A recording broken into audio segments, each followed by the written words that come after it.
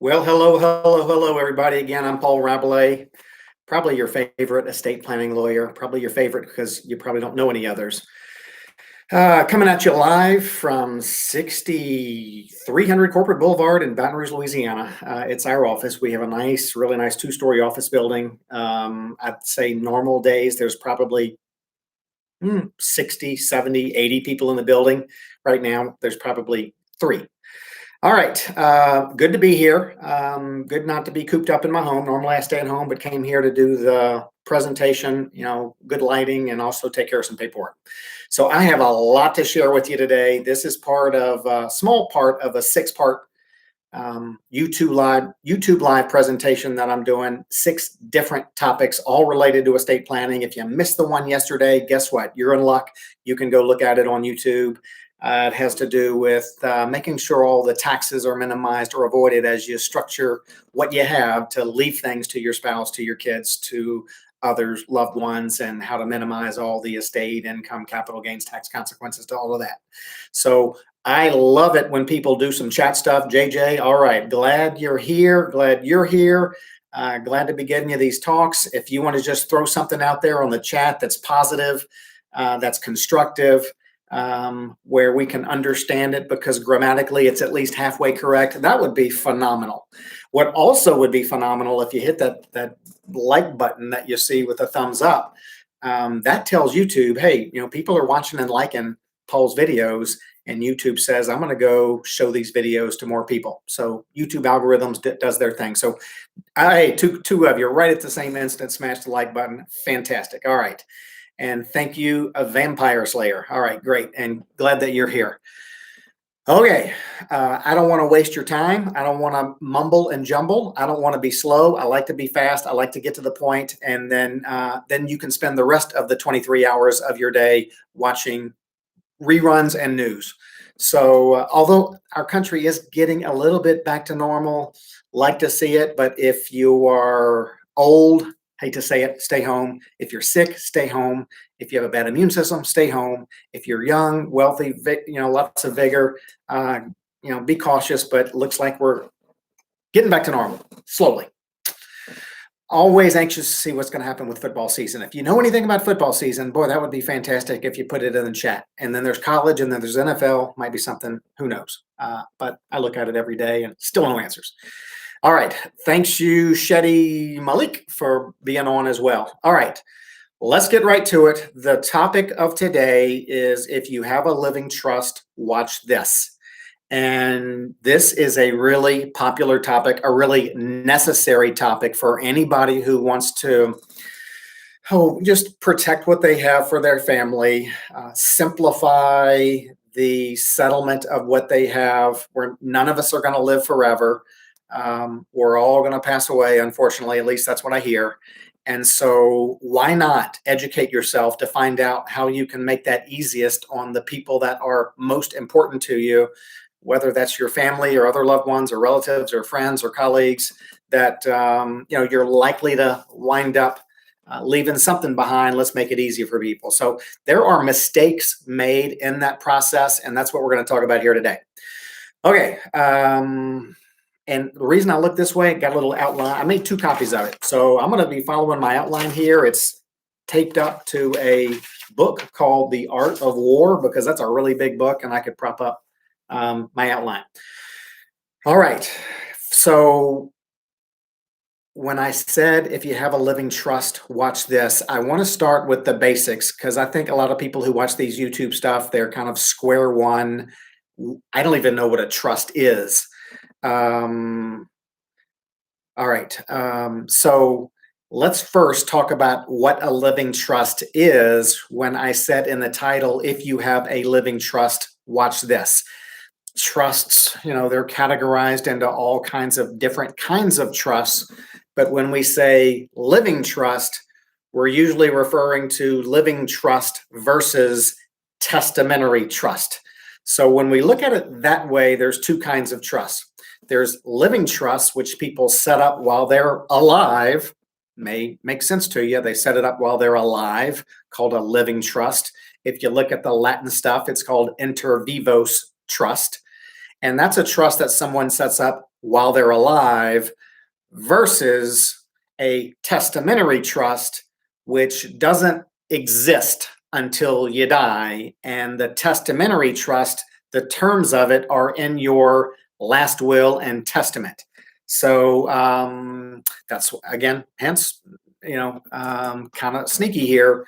A testamentary trust, the terms of it are in your last will and testament, hence the terms testament, testamentary trust. I'm going to give you an example of what we're not going to talk about in this video, a testamentary trust.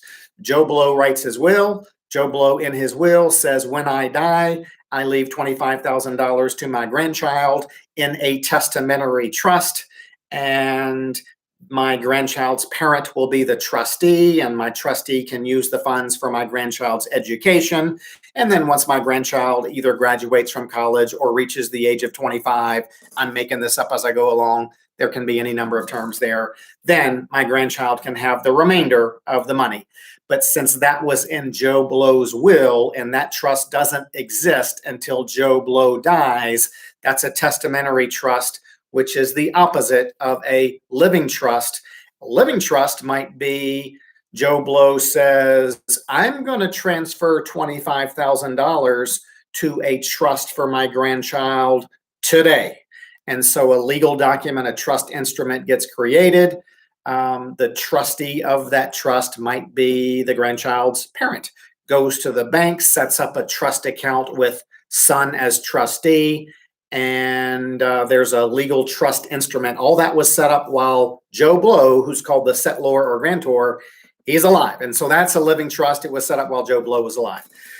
So hope that starts to give you some guidance between what's the difference between a living trust and a testamentary trust. Oh, by the way, if I'm going too fast or you're not picking up things or whatever, you can watch this later. I learned by doing yesterday's YouTube live presentation. It takes YouTube about 12 hours to process the live video and convert it to just one of the videos on my YouTube channel.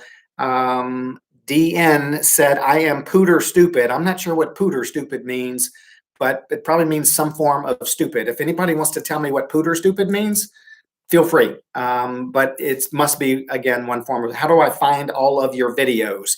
Well, you find them by going to the website, youtube.com. And then there's a search bar at the top.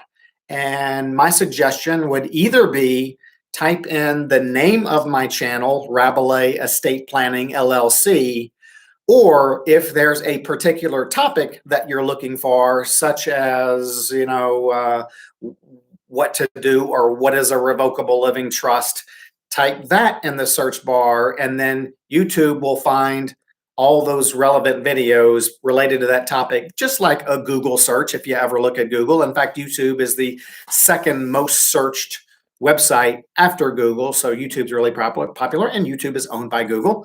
So that's how you find my videos. I would say find my channel by going to youtube.com, searching Rabalais Estate Planning, just like you probably see that somewhere on your screen.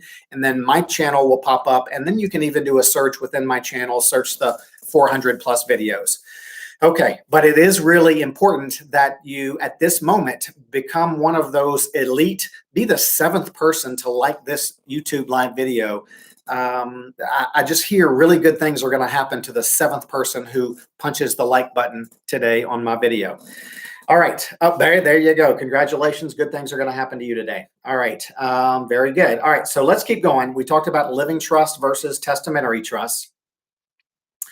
And let's talk about some of the uses for living trust. All this is going to lead us to, if you have a living trust, watch this and some really good, important information. But I got to lead you up to that.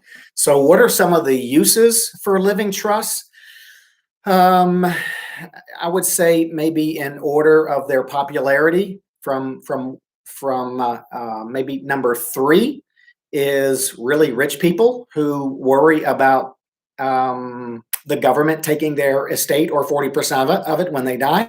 People have well over $10 million of assets, which is hardly any of us watching this YouTube live presentation. But if you're wealthy, people transfer assets out of their name into certain trusts. So the 40% estate tax that is taxed on the fair market value of their estate when they die they get stuff out of their estate. So that's not real common use of a living trust, but that is a use. And then if we go to number two, these days, or at least up until now, before all of the coronavirus and nursing home chaos, a lot of people would transfer assets of theirs to a very particular type of living trust, and because they wanted to get assets out of their name, because they knew if they kept their assets in their name and they went into a nursing home, they would be forced to consume all of their assets at anywhere between maybe a $6,000 or $7,000 monthly nursing home cost, to the guy who corrected me yesterday and said New York, it's like $13,000 a month. You've got to consume all of those assets prior to being eligible for long-term care Medicaid in your state. So some people use a very particular type of living trust to transfer assets out of their name into that trust, and they do it 5 years before they go into a nursing home to comply with all of the transfer penalties. And so they use living trust to try to make themselves eligible for long-term care Medicaid. That's another use for a living trust. But no question about it, by far, the most common use for a living trust in America is probate avoidance. So let's talk about that for a minute, because that's going to be really the gist of what we're going to talk about for the rest of the time today. And Shetty Malik, you are good, sir. Please continue. I have a new good friend in Shetty Malik. Thank you for your comments. And thank you for just chatting in general, because estate lawyers who do these things don't get much in the chat video. So the more we can spruce this up, the better. If you got a good joke, tell it in the chat. That would be fantastic. All right. Let's go over this how probate gets avoided discussion, since probate avoidance is the most common use for a living trust. So here's the maybe 4-step process for using a living trust to avoid probate. First, you might say, what is probate? Well, if you die with assets in your name, not all assets, but let's say you have a home, and let's say maybe you own some stock, or maybe you own a CD, then at the moment that you die, those assets are frozen. No one can get to them. No one can sell them. Your heirs can't put them in their name, even if you have a will, until your family hires lawyers like me, and we guide the family through a court process, because it's just been determined many, many years ago, and I don't know if we're changing it anytime soon, that our court system, our government, is in charge of making sure that things that you own go to the right people. That's clearly not the most efficient way to handle it, but it is the way it is. And so that, without getting into that probate too much, many people perceive that process of the government, or the court system more specifically, being in charge of making sure that the assets that you own in your name go to the right people and are managed appropriately after you die. Many people perceive, correctly so, that process to be expensive and time consuming and a hassle and a pain in the you know what. And I could get even stronger than that from what people have told me. There is a way around that many Americans take advantage of. And the way they do it is they set up, whether it's an individual or a married couple, most revocable, I call them revocable living trusts, are set up either by an individual or by a married couple. So the idea is they set up their trust. They probably work with a lawyer like me, although there are none like me, but they'll work with one, and they'll set up their trust. And in their trust, in the provisions of the trust instrument, it says who's in charge of the trust. It says who gets all of the income that the trust assets produce. It says who's entitled to the assets when the people who set up the trust die.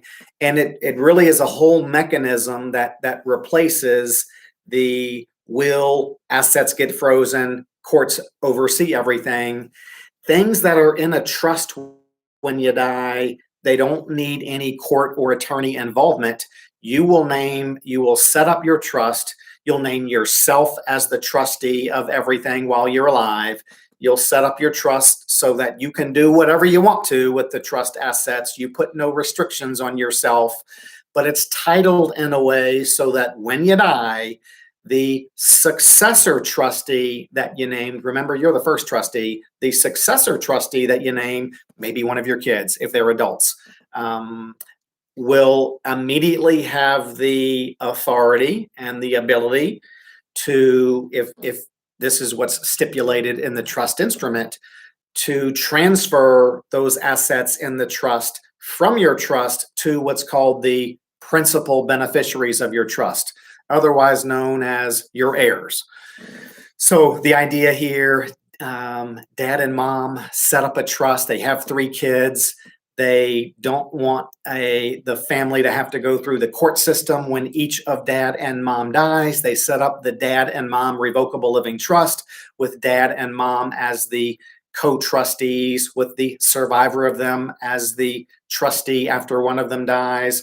Let's say they pick their oldest son, Sammy, to be the successor trustee after both of them died. And let's say they designated that their 3 children would be the principal beneficiaries of their trust, entitled to receive the trust assets after both dad and mom passed away. So dad and mom, a real important concept, and probably the most important concept that we're going to talk about in this video. Dad and mom then, after they set up their trust, they retitle their assets. A key step or key part of the process, they retitle those assets that had otherwise been in their name. They retitle those to something like dad and mom as trustees of the dad and mom living trust. And that's a key piece right there, because assets have to be titled in the name of your trust to avoid all the court and attorney involvement of probate when you die. So when dad dies, mom doesn't need to do anything. Trust says she just stays in control of everything. Mom doesn't even have to call the lawyer's office. Maybe she does because she doesn't know what to do, but the lawyer says you don't need to come in. You just stay in control of everything. Mom dies years later. Sammy, the successor trustee, the day after mom dies, goes to the bank, the financial institution, sells the house if he needs to. He has that immediate ability and authority to disperse the assets to the 3 heirs, the 3 principal beneficiaries, outside of any court and attorney involvement. So that's one way to explain that often called revocable living trust, still using those living trust. Revocable because we want dad and mom to have the control and ability to change things. And so we always try to enable the people who set up trust to keep as much control as they can, as long as they're still accomplishing what they're trying to accomplish. All right. Very good question from Barbara F. I'm going to get to that in a second. Might as well get to it now. Heck, what the heck? It's April 27th. So I'm going to get crazy here. And just as I see them and I like them, I'm going to answer them. Barbara F., if a trust is set up in one state, will it be valid in another state, or will it have to be redone in the new state? Okay, kind of a loaded question there.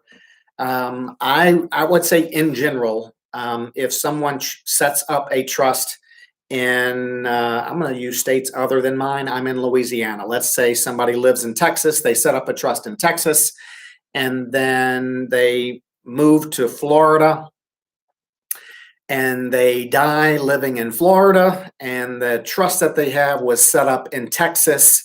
I would say in general, and again, you always have to look to the terms of the trust, but in general, yes, that trust that was set up in Texas is still valid once the people move to Florida, die in Florida.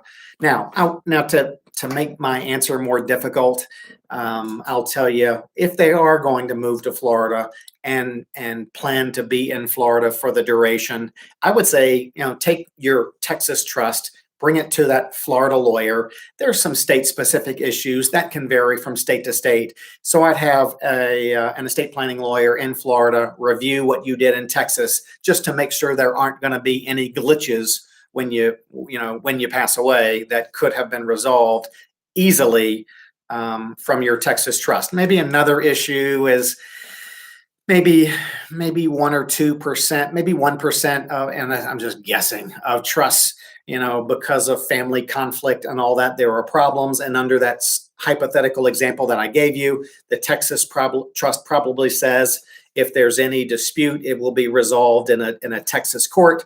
So that issue is out there. Maybe that would be one of those things that might get cleaned up by the Florida lawyer without having to redo the trust. So again, big question here. Their circumstances can vary, but I gave you the best answer that I could give you. All right. Let's see here. Okay. I'm going to get you in a second there, Jackson Mayo. All right.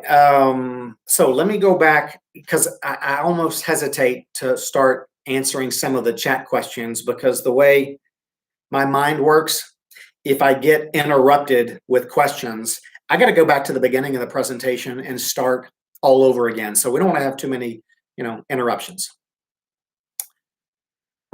Okay, so let's get started here. My name is Paul Rabalais. I'm just joking. I'm not starting over.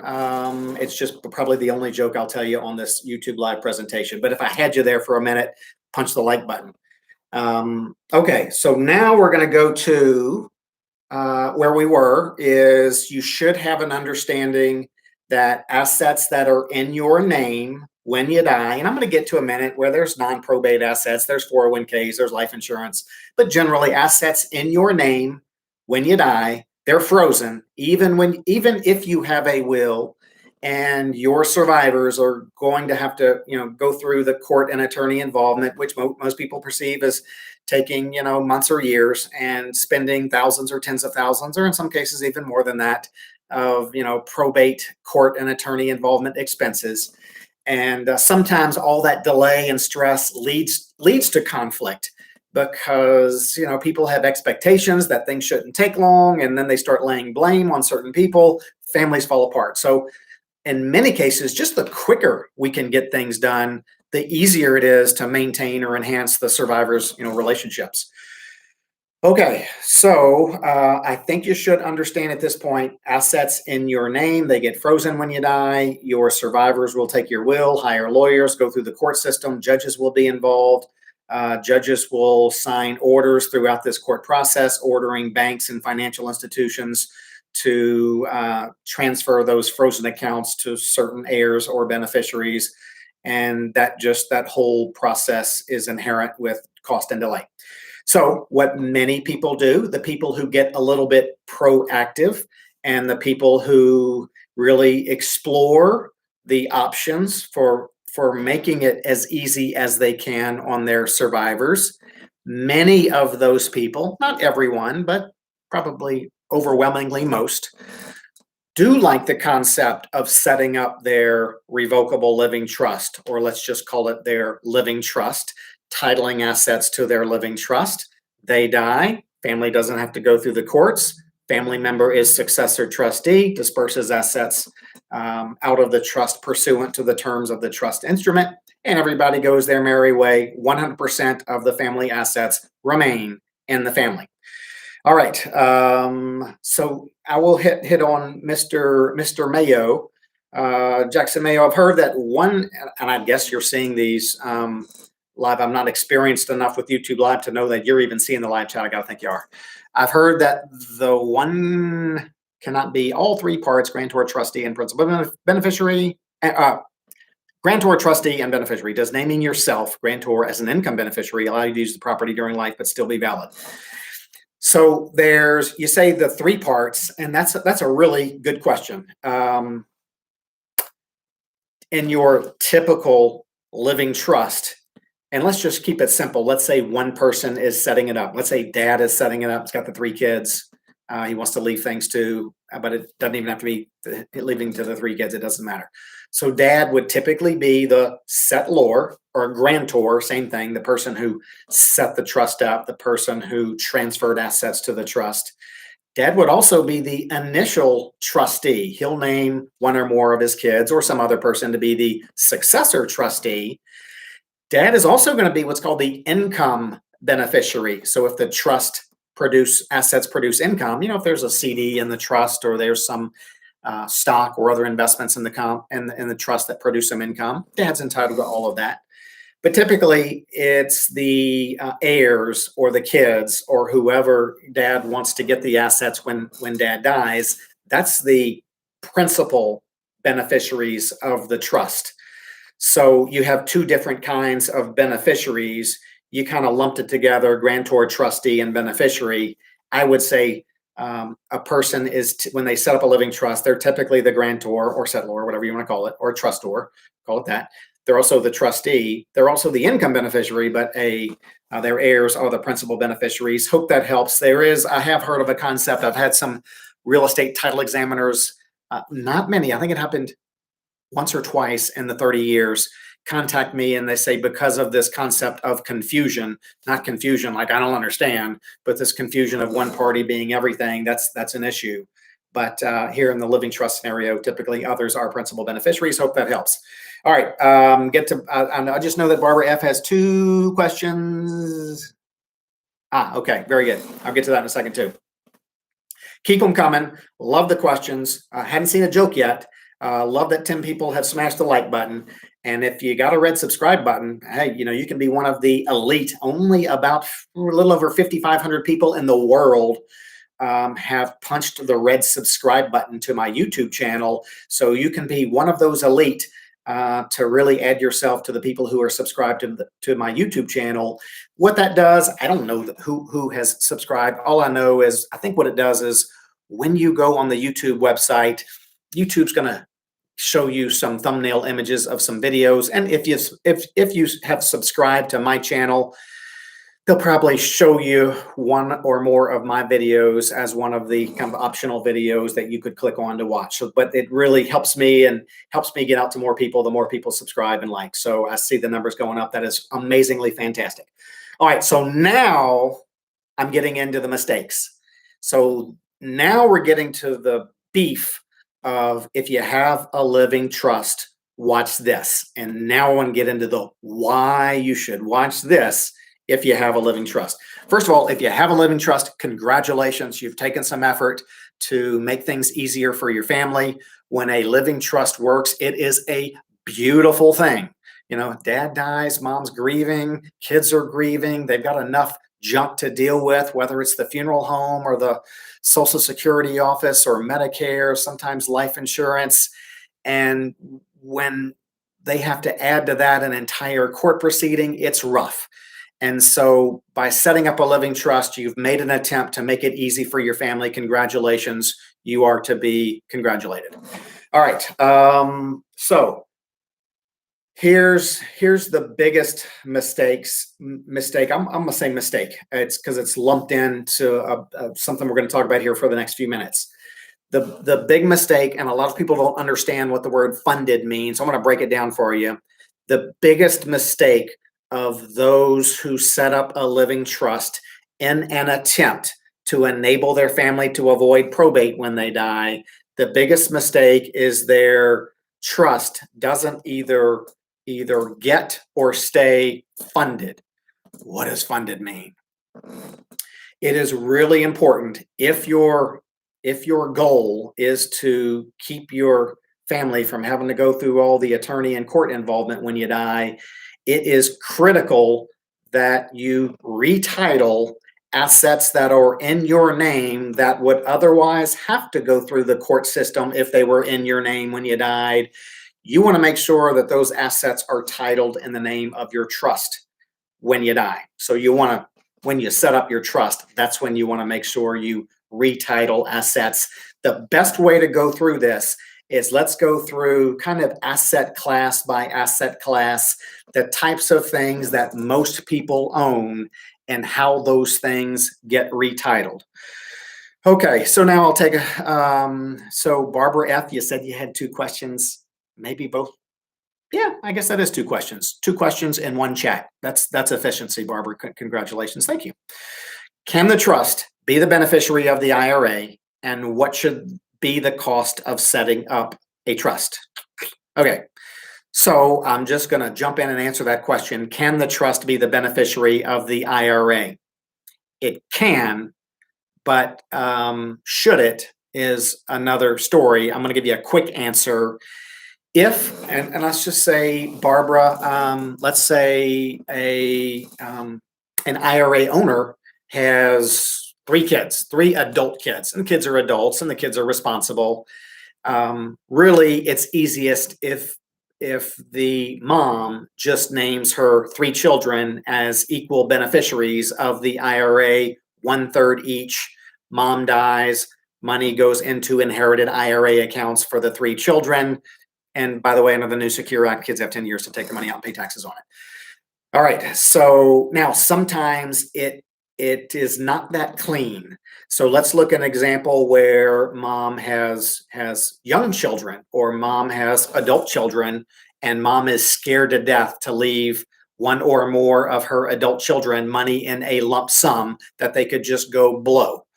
So in that case, it does become important for mom to name one or more trusts as the beneficiaries of her IRA.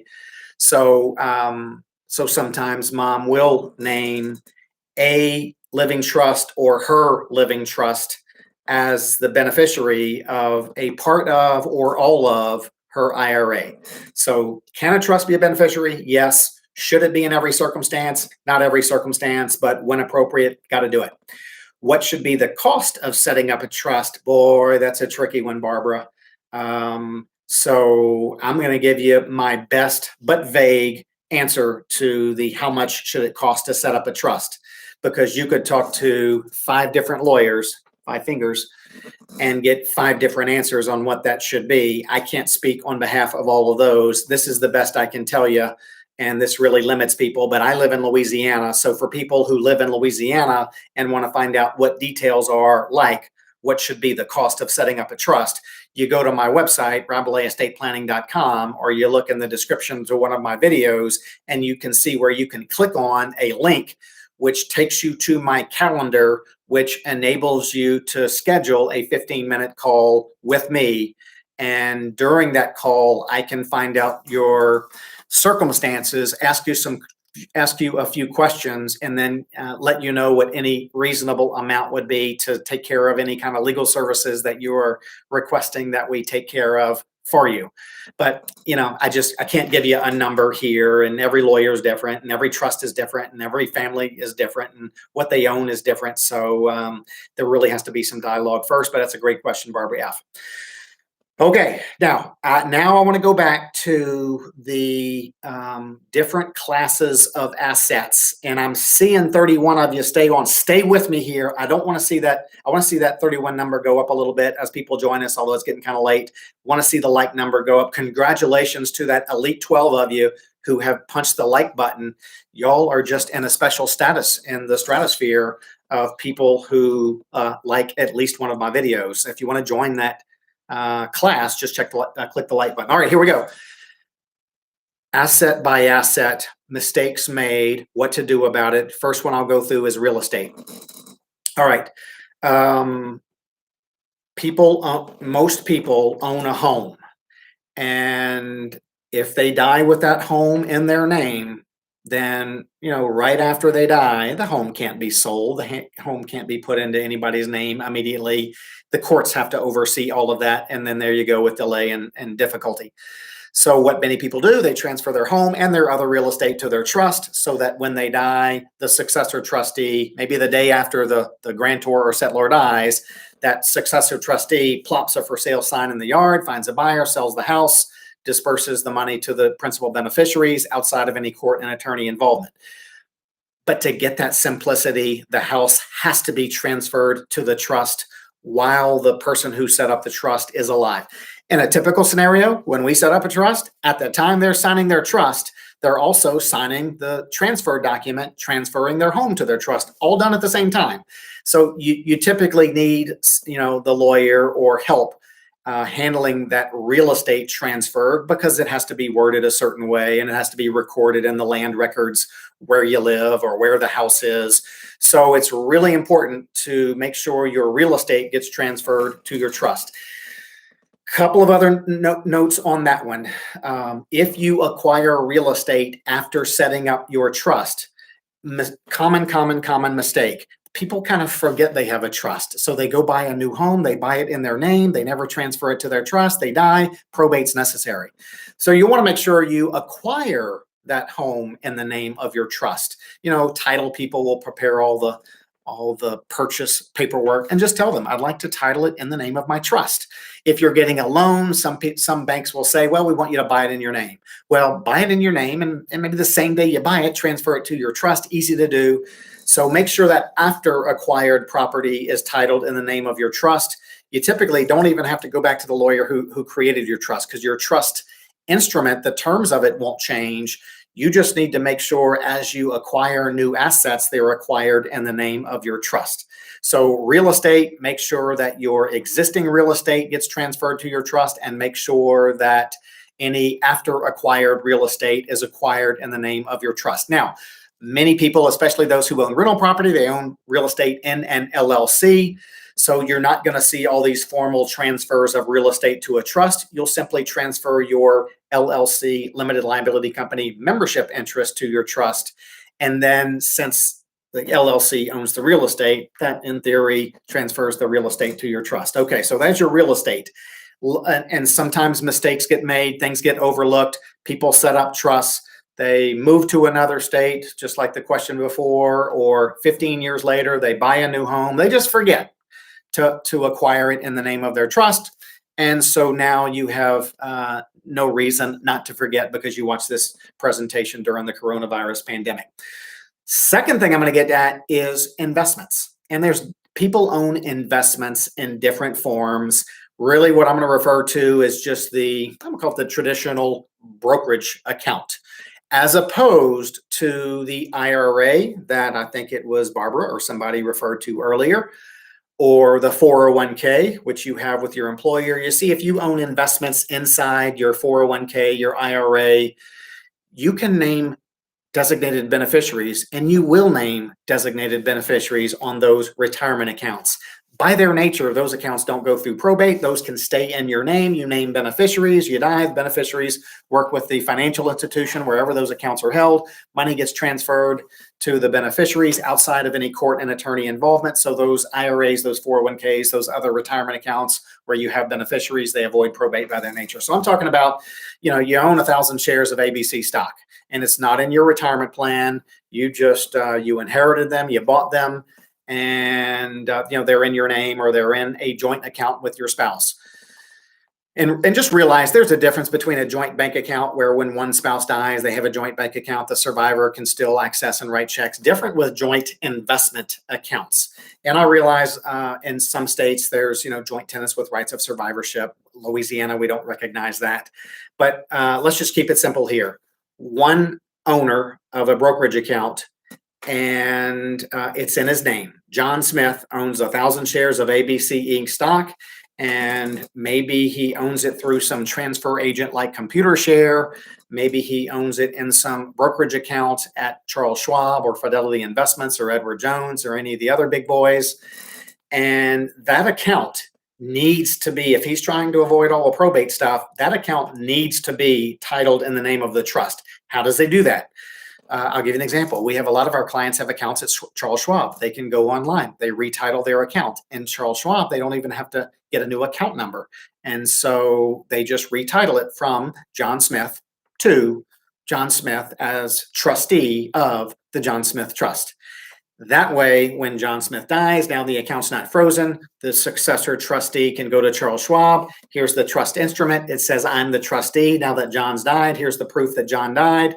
And Charles Schwab will give access to that account to that successor trustee. And then the successor trustee can start dispersing the 1,000 shares to the appropriate principal beneficiaries outside of the court and attorney involvement. So really important. There's a lot of people out there who, they have, 10 shares of this stock, and they've had it forever. They got it either as an inheritance or from some employment deal or something. And but they own it in their name. If they're going to set up a trust and they want to avoid families having to go through the court process, they need to make sure that when they set up their trust, they do what they need to do to retitle those accounts. If you have a financial advisor, you'll just go to your financial advisor. They do this on a regular basis. They'll know what to do. to make sure that the appropriate accounts that you own that need to get retitled to your trust get retitled to your trust. Okay, so that's the investments component. Next, let's look at the bank accounts component. People own different kinds of bank accounts. Some people have, just about everybody has checking accounts. Some people also have savings accounts, certificates of deposit. So we get a million questions about the old checking account. Congratulations, Jenny, Lee, and me is an elite liker of our video. Congratulations. Okay. Bank accounts get a lot of questions about bank accounts, and it's, it requires me to explain a little bit. So let's say you have a living trust, you want your heirs to avoid all the court stuff when you die, and you have a checking account, you have a savings account, and you have a CD. And people ask me, what about my checking account? And people are doing it themselves all over the place with their checking account. Let me explain what they're doing. Some of it, quite frankly, is effective. So mom and dad have a checking account, and they're not really worried about when one of them dies, because with their bank or credit union checking account, when one of them dies, the survivor typically still has access and can write checks, can deposit, no delay. You may want to double check with your bank, but I feel pretty sure that's what they'll tell you on those joint kind of husband and wife bank accounts. But then when mom dies, the account's frozen and nobody can get to it. Got to go through judges, hire lawyers, get court orders, present those to the bank. Bank's lawyers get involved. So in order to avoid a problem there, the kind of informal way that a lot of couples do it out there is they bring one of their adult kids to the bank, have the kids sign on as having signature authority. It's still mom and dad's money. Mom and dad are the owners. It's mom and dad's social security number on the account. If there's any interest, it's all taxed to mom and dad. Mom and dad get the 1099 at the end of the year every year. But their child is a signer on the account.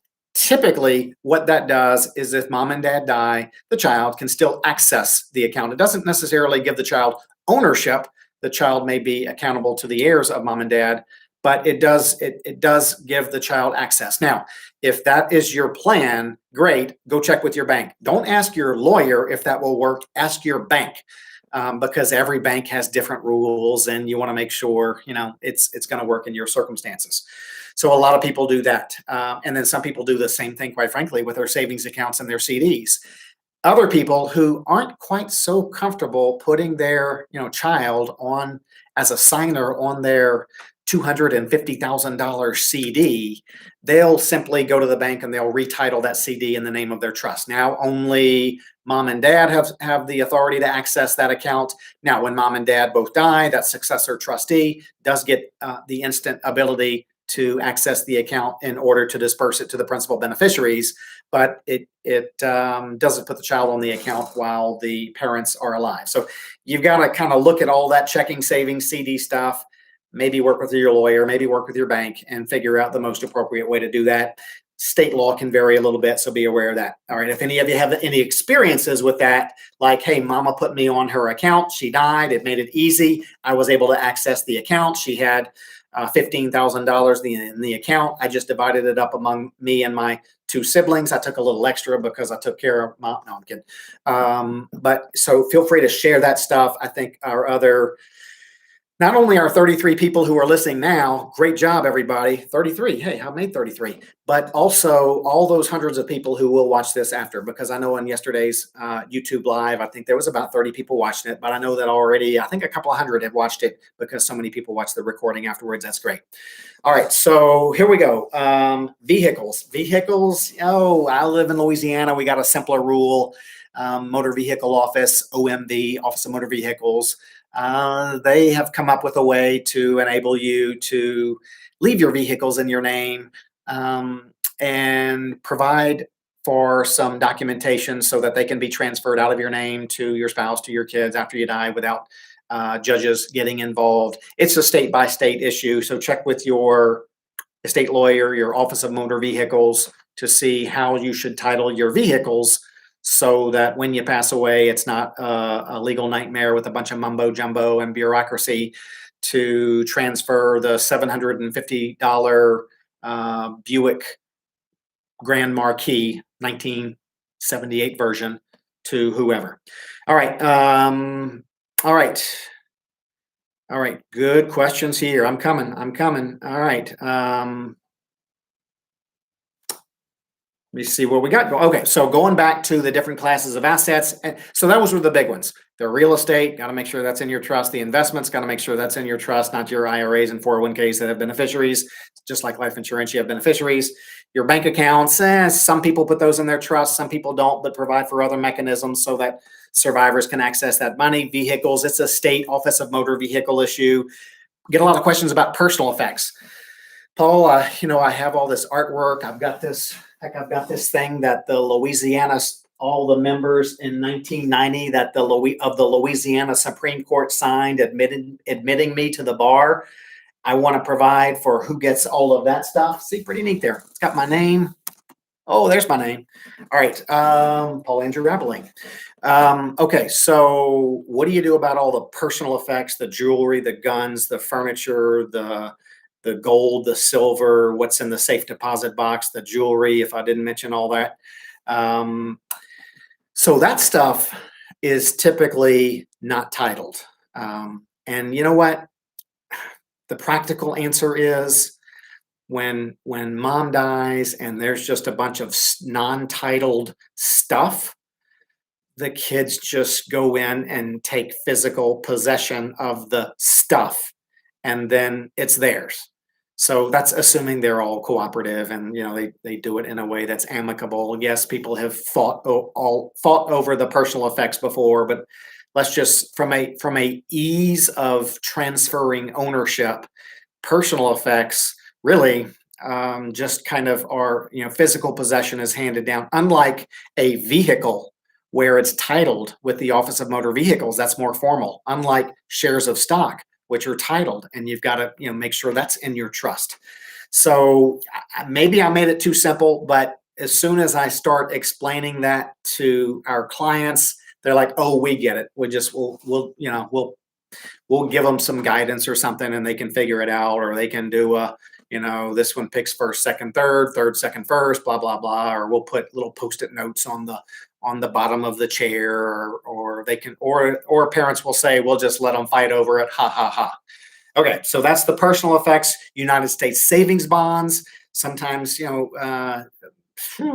dad dies, kids come in with a stack of United States savings bonds that they've had for 20 or 30 years.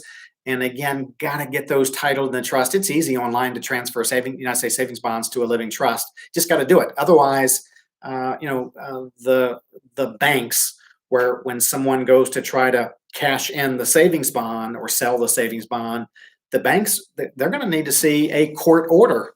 And so you got to go through the probate stuff if it's still in the owner's name when they die. And then there's other stuff like timeshares. These are we're starting to get into some of the outliers there. Maybe some other types of assets. If there's something I didn't mention, you may want to put it in the chat. And really, really important that those be titled in the name of the trust when you pass away, in order to avoid the family having to, quite frankly, hire lawyers like myself. Okay, going back. Great, thank you. I'm one of the elite. Again, would putting a business in a living trust be a good idea? Putting a business in a trust can be a phenomenal idea, Jenny Lee and me. Here's the deal. Dad owns a business, or dad and mom own a business. And let's just say it's in dad's name for now. Maybe he's married, maybe he's not. And let's say that business is an LLC, or he owns shares of corporate stock. He may own an S corporation, or his business may be a corporation, it may be a limited liability company. And then dad dies. As the business owner, really, and nothing can be sold, nothing can be transacted if the business, if the LLC, if the corporate stock was in dad's name, until the family hires lawyers, goes through the court process, gets judges involved. Judges have to name new owners or executors or administrators of the business. So oftentimes, once a business owner dies, every day that goes by where there's no authority for anyone to transact business, the business often declines in value every day. And you see a lot of that with dental practices and medical practices and even law firms.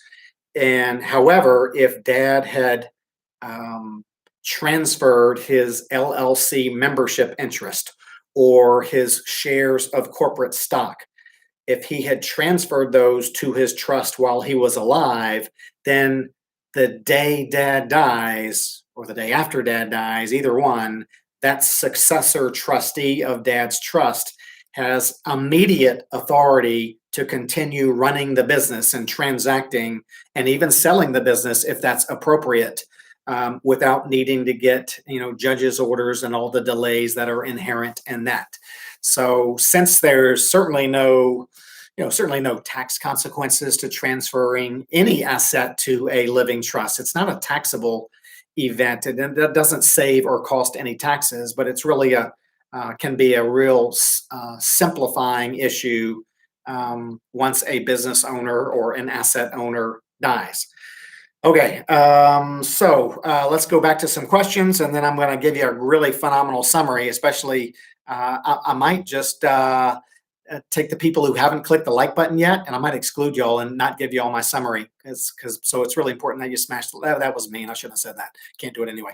All right, your opinion on online will and trust solutions that are available in the market today. Great question. Here's where I want to get some feedback, and I'm genuinely asking you for feedback to this question. Love to see a few of you in the chat box. Your opinion on online will and trust solutions that are available in the market today. I don't want to name them. I know typical will and trust planning cannot be achieved by online solutions.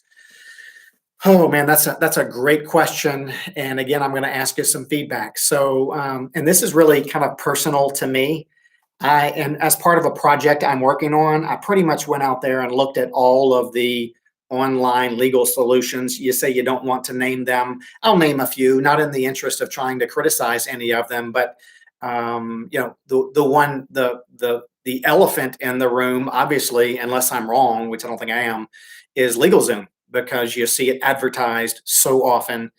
Maybe it pops up on your screen because they're out there on TV everywhere, and quite frankly, they're a multi-billion-dollar business. And then there's a host of maybe 10 or 15 others that are really small in comparison to LegalZoom. And really, I in the last 10, 15 years, maybe once a year somebody comes in with a LegalZoom something or other. I don't see people using it very much, particularly in the living trust scenario, because there's just too many moving parts to establishing a living trust. The moving parts are having to retitle all of the assets. So having to retitle the real estate, and then having to get that executed properly, and then getting that recorded in the land records, and making sure all that's done right. And as much work as LegalZoom has done, I'm sure, they just, from their headquarters in California or whatever it is, I just think they have it's almost impossible for them to oversee the details of a comprehensive kind of living trust-based estate planning program. Now, but I got to give them credit. Quite frankly, you can go to, which I've done, go to the LegalZoom website. You can plug in your state, and they'll even show you, what the sample forms look like. And, with what they're trying to do as far as their will forms, I got to give them a little bit of credit there, because I did the Louisiana stuff, and they certainly attempted to comply with some of the unique Louisiana rules in their Louisiana forms. Now, what I want to ask you for some feedback on is a project that I'm working on, and really just let me know whether you think you'd use it or you would know others who would. Because right now, and I started working on this project long before coronavirus came up, but I know that old people are cooped up in their homes, and they're going to continue to be cooped up in their homes, because even if the government opens businesses back up, they're still not going to be getting out. They're not going to be going to restaurants, bars, movie theaters, bowling alleys, because they're the biggest threat to getting sick. They're going to stay at home. And it has been a hassle for estate planning attorneys around the country to do business, because it's pretty easy to have the conversations over the phone, and it's pretty easy to prepare all the legal documents and transmit those by email for review, and then get those reviewed and get questions answered by the phone. Some people use Zoom, but really phone and email, you can do pretty much everything except that signing stuff gets crazy because you've got to have a notary and two witnesses for all of the online will and legal documents, and because that's just the statutory requirement for getting those typed up documents executed, and they're not valid until they're signed in the presence of a notary and two witnesses who are not family members. So old people don't want people coming in their home. They don't want to be going into office, and there's a way to get around that. But what I'm interested in is getting feedback on, and I'm actually going to do a presentation on this later in the week. I forget which day it is. You can look it up. But 26 states permit handwritten wills. So what I've been working on is a website so that for people in those 26 states, such as Louisiana, Texas, California, many others, they can handwrite their own will. It doesn't need to be notarized. It doesn't need to be witnessed. It can be prepared in a matter of minutes or seconds. And it just has to have the exact right wording. And that's where the handwritten wills get messed up, is people just vomit stuff onto a page. They call it their will, they die, and then there's, stuff's not covered correctly. It's ambiguous, it's vague, and so, the estate erupts in problems. But my website that I've been working on is called Valid Handwritten Wills. It has all the sample forms, the instructions, video instructions, written instructions, sample forms, and a handwritten font. So it really minimizes the possibility of making a mistake. And there's forms for single people, forms for married couples, forms for people with minor children, forms for people who want to leave things to their spouse in ownership or in trust for their spouse, testamentary trust. Now, there isn't the living trust option on that website, but it's for those who have nothing in place and they at least want to have a will to name their heirs and name their executor, as opposed to having nothing and the state determining who gets what you have. So anyway, more on that, but you asked the question. I'm not a big fan of the current online will and trust environment because there's moving parts and everybody's circumstances are different. But at least as far as getting a will prepared, the olographic or holographic version, would love to see some feedback there. Okay. So let me go. Hi, Paul. Does the trust need to be registered somewhere after it's executed? That's a great question. So I did a video last week called "Is a Living Trust Private?" And you can review that video. So does it need to be registered anywhere? Depends on what the trust owns. Many trusts and the contents of it do remain private and don't have to be registered anywhere. However, if the trust owns real estate, then most states require, if not all states, and the state issue, require that what we call an extract of trust, what other states call a certificate of trust, needs to be recorded in the land records where that real estate is located. That way, when a trust goes to sell the real estate, a title examiner can look in the public records and see who, for example, the trustee of the trust is, so that the buyer and the buyer's title examiner can rely on those records to get clear title to the real estate. So no, typically a trust is not registered anywhere, and some people like that because it keeps things private. However, if the trust owns real estate, then an extract or certificate of trust often gets recorded in the parish or county records where the real estate is located. Hope that helps. All right.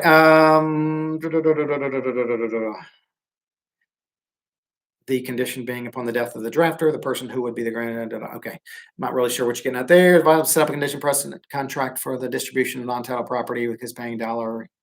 Or still divided. How condition contract? That's getting a little. I've just never seen that done, Jackson Mayo, with the condition precedent contract for the distribution of non-titled property with kids paying $1 each to avoid probate.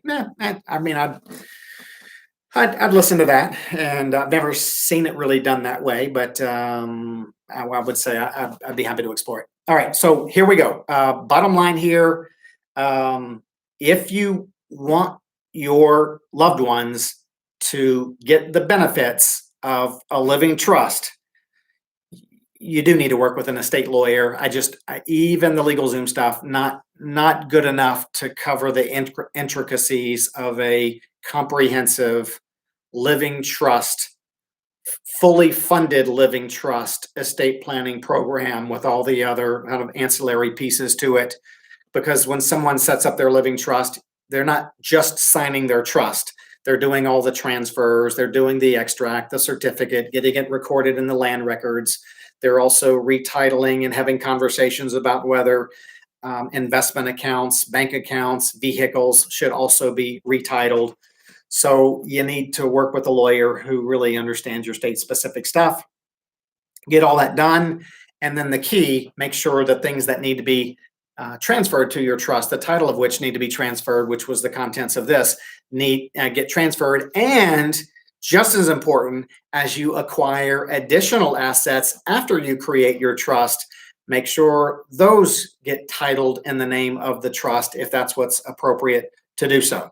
All right, last thing I'm going to go over before or right after I say smash the like button one more time and subscribe and hit the notification bell is for those of you, and I hate to say it, but if you live out of state and you got no connection to Louisiana at all, I can't do this for you. But if you live in Louisiana and you want to have just a short phone call to start exploring things, then you can go to my website, RabalaiSestatePlanning.com, or go in the description to one of my videos. You'll see a link will take you to my schedule. You can schedule a 15-minute call where we'll just start, I'll ask you questions like, what do you want to make sure you accomplish? Probably ask you a few more questions and go from there just to start a conversation. Wherever that leads us, it will lead us wherever it leads us. But it's a starter conversation that often leads to just getting everything done, peace of mind, knowing all that's in order. And it doesn't cost anything to have that initial phone call. So feel free to go to the website and check on that. All right. You guys have been awesome. The chat was amazing. We got some more. Typically, is a living trust set up with assets named within the document itself? Okay. By the way, I'm from Texas, and it sent you. Okay, I get a lot of emails. I guess I probably got it, but I tend to have to deal with the kind of client issued emails first. But here, when a living trust is set up, the specific assets in the trust are not typically listed within the confines of the trust instrument. The trust instrument will say, among other things, who's entitled to the trust instrument when the settlor dies. And it may just say the trust assets go three ways equally. However, if there's a specific asset that needs to be distributed to a specific principal beneficiary, all that content needs to be specifically listed in the trust instrument. But no, assets typically are not named in the trust instrument, but the titling of those assets in the name of the trust is what connects the trust with the asset. And so hope that helps. Okay, I am going to take a break, and you guys were amazing. I can't believe I went an hour and two. I was planning on going certainly not more than 30 minutes. We will see you tomorrow. I got 4 more of these coming up, Tuesday through Friday. I'm posting it on my community tab of my YouTube channel every day, so you can see which ones are coming up next. I need to post it on my event channel on my website, but check the community tab of my YouTube channel, Rabalais Estate Planning, LLC, and then you'll be able to maybe scroll down and see all the topics for the 4 remaining videos, all of which are important, all of which are different. Okay, see you everybody. Y'all have a good day. Stay safe. Take care of your parents, your husbands, your wives, your lawyers. In the stream, here we come.